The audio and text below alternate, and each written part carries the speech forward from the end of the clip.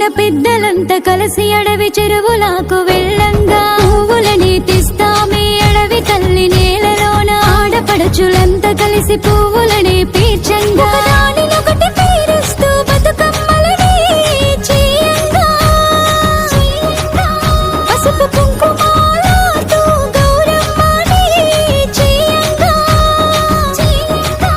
రెండు చేతుల చప్పట్లతో బతుకమ్మ